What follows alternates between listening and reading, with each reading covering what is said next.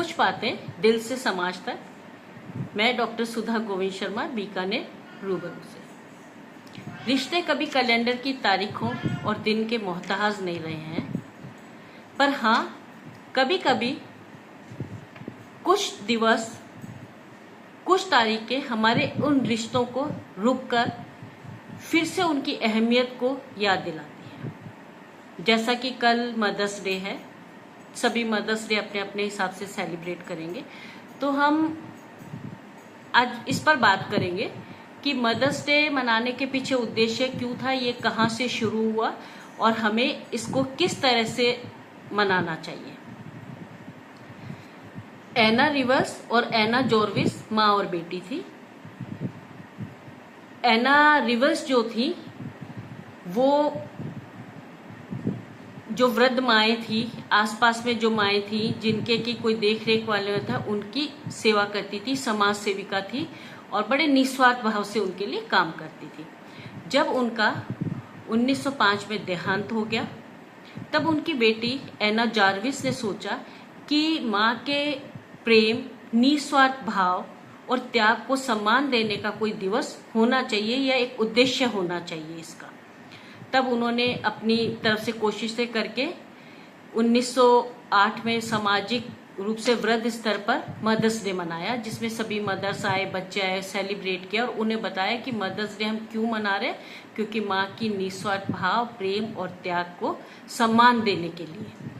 उसके बाद में अमेरिका के राष्ट्रपति ने 1914 में इसे वैधानिक रूप से मदर्स डे घोषणा कर दी। अब हमारे तक कैसे आया, सोशल मीडिया आया, सोशल मीडिया से हम सब लोगों को पता लगा और धीरे धीरे हम भी इसका हिस्सा बन गए और हम भी अब मदर्स डे, तो मदर्स डे हमेशा मई महीने के दूसरे रविवार को मनाया जाता है। पीछे उद्देश्य एक ही है, माँ के प्रेम, त्याग, निस्वार्थ भाव, प्रेम को सम्मान देना, माँ के प्रति ग्रेटिट्यूड रखना कि हमारा वजूद आपसे है, आपने हमें यहाँ तक लाए हैं और आपका जो निस्वार्थ प्रेम हमारे प्रति जो भाव है, उसके सम्मान में आज हम आपका सम्मान करते हैं या हम अपनी माँ के प्रति प्रेम और प्यार जताते हैं। और आजकल सोशल मीडिया ने इसे और बड़ा कर दिया है, सेलिब्रेट करने के तरीके। अभी आप देख रहे होंगे ब्लिंकिट पे रोज मदर्स डे है, मदर्स को आप पर्स गिफ्ट करिए, फ्लावर गिफ्ट करिए। ठीक है, गिफ्ट देना अच्छी बात है, गिफ्ट लेना भी बहुत अच्छा लगता है, पर असली मतलब है कि अपनी माँ से बैठो, उनसे पूछो, उनको थोड़ा और समझो और उन्होंने जो आपके लिए किया उसके प्रति आप अपनी माँ को ग्रेटिट्यूड दिखाएं। हाँ, अब कई बार होता है कि कुछ लोग होते हैं माँ से नहीं मिल रहे हैं, नहीं बात कर रही है, कल मदर्स डे, सोशल मीडिया सब लगा रहे हैं, हमने भी एक फोटो लगा दी, happy mother's day, great mom. नहीं, कई बार होता है कि हम माँ से हमारी बहुत दूरी, आजकल दूरियां बहुत हो गई है, बच्चे बाहर जॉब कर रहे हैं, रोज बात नहीं करते, तो एक दिन अच्छा उनके प्रति सम्मान जताने का, बुराई नहीं है इसमें। कुछ विशेष दिवस, कुछ विशेष तारीखों को मनाने से एक सम्मान और सकारात्मक पॉजिटिव एटीट्यूड, पॉजिटिव एनवायरनमेंट हमारी तरफ बढ़ता है। जैसे फादर्स डे पे हमने बहुत दिन से बात नहीं करी है, काफी अंतराल आ गया, और फादर्स डे पे हमने अपने पिता को कॉल कर दिया तो पिता खिल जाएंगे। इसी तरह से हम बच्चे थे, हम पढ़ रहे थे, टीचर्स डे हमारा हमेशा से मनाया जाता है, गुरु पूर्णिमा को गुरु दिवस मनाया जाता है, पर जब हम काबिल हो गए, हम लायक बन गए और हमने अपने शिक्षक को एक कॉल कर दिया, तो हमारे तरफ एक पॉजिटिव एनवायरनमेंट बनेगा और हमारे शिक्षक को अच्छा लगेगा कि, और दूसरे एक शिक्षक के प्रति हमारे जो भाव होने चाहिए वो वापस से हम अपनी कम्युनिटी में बांटते हैं। तो इस तरह से जो दिवस को मनाया जाता है, तो माँ के निस्वार्थ भाव और प्रेम को हम अच्छे से सेलिब्रेट करें, उनके प्रति हम उस आभार को जताएं कि तुम हमारे लिए कितना अहम हो और माँ का घर में होना कितना आवश्यक है, ये उन्हें बताना।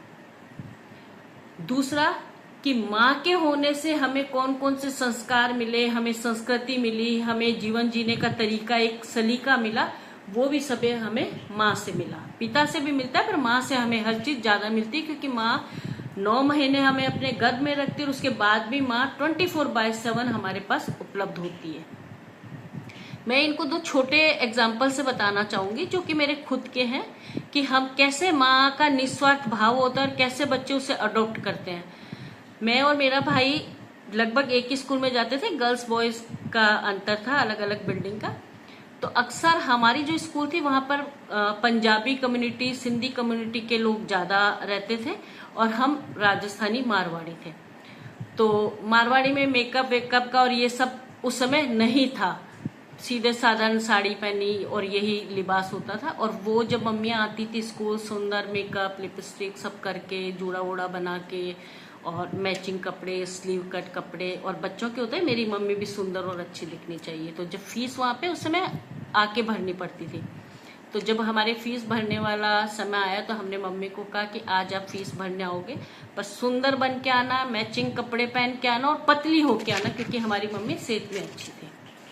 अब हम पूरी तरह से वेट कर रहे थे और मेरी क्लास जो थी वो ऊपरी मंजिल पर थी, और जब कोई तीसरी चौथी मंजिल से नीचे दिखेगा तो आज समझ में आता है कि ऊपर से वो व्यक्ति थोड़ा पतला दिखेगा।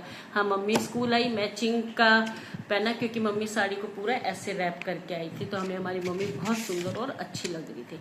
जब पूरी छुट्टी हो गई हम घर आए, दोनों घर आते रास्ते भर बहुत खुश आई कि आज मम्मी कितनी सुंदर अच्छी बन के आई, पतली भी होके आई, जो पॉसिबल नहीं था पूरे रास्ते को। अब घर पहुंचे, घर पहुंचने दो, मम्मी तो वही थी जो हमेशा थी।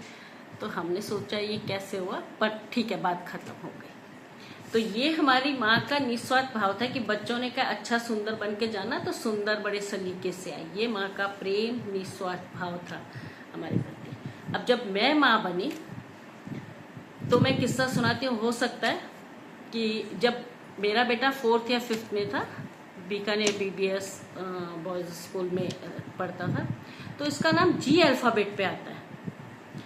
तो हमेशा जब सेशन चेंज होता था तो कुछ अल्फाबेट के बच्चे ए वाले, जैसे G पे आ रहा था मिड में, तो वो कभी B में चला जाता था, एक बार B में, तो नर्सरी जब KG में आया तब भी चेंज हो गया। जब उसका तीसरी बार भी जब वो C सेक्शन में गया तो उस बार वो घर आकर बहुत रोया कि मेरे को उसमें कर दिया, मैं उसको नहीं जाऊंगा, मेरा वो दोस्त भी उधर रह गया, वो भी उधर रह गया। मतलब उसका वो जो रोना था, मतलब मेरे को इतना लग गया कि नहीं, हम कल इसकी स्कूल जाएंगे और हम बात करके आएंगे, ऐसे थोड़ी होता है। तो हम दूसरे दिन स्कूल गए। मतलब लिटरली स्कूल में जब हम फादर के सामने बैठे, हम क्यों आए, क्या कहना चाह रहे हैं, और मैं सुबह सुबह के रो रही हूँ।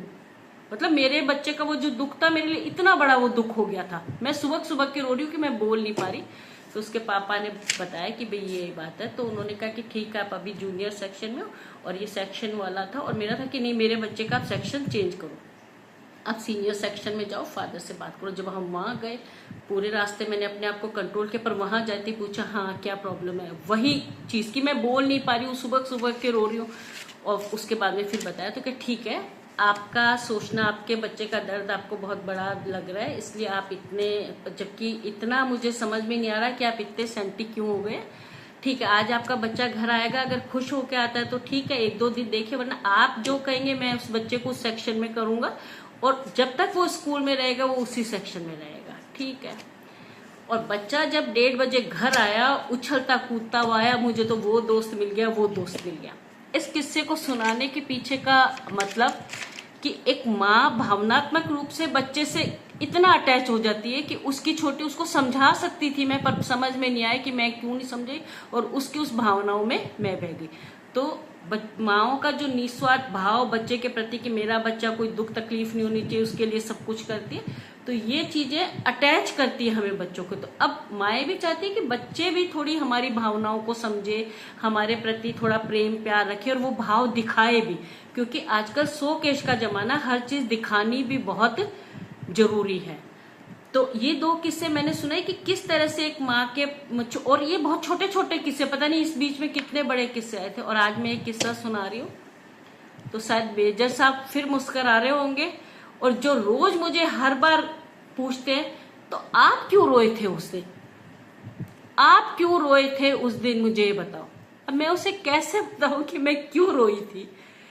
तो आज का ये मदर्स डे कि माँ के प्रति अपने प्रेम और अच्छे भावों को दर्शाना। और एक बात ये बिल्कुल सत्य है कि दुनिया चाहे कितनी ही बढ़ जाए, बच्चों और माँ के प्रति कामकाज की वजह से या किसी और रीजन से, पर माँ की दुआएं और प्रार्थनाएं अपने बच्चे के सबसे करीब होती है। मेरी माँ के लिए बहुत सारा प्यार और सम्मान। हम फिर किसी एक अच्छे विषय के साथ मिलेंगे। अगर आपको मेरी बातें अच्छी लग रही है, छोटे छोटे से विचार हैं जो हमारे दैनिक दिनचर्या में आते हैं, और ये छोटी छोटी बातों से हम एक बहुत अच्छा एनवायरनमेंट तैयार कर लेते हैं। छोटी छोटी कोशिशें बड़े बड़े मुकाम हासिल करवा देती है। तो आप इसे लाइक करें, सब्सक्राइब करें, कमेंट लिख लें, अपने विचार भी मेरे साथ साझा कर सकते हैं। नमस्ते, मैं डॉक्टर सुधा गोविंद शर्मा, बीकानेर रूबरू से।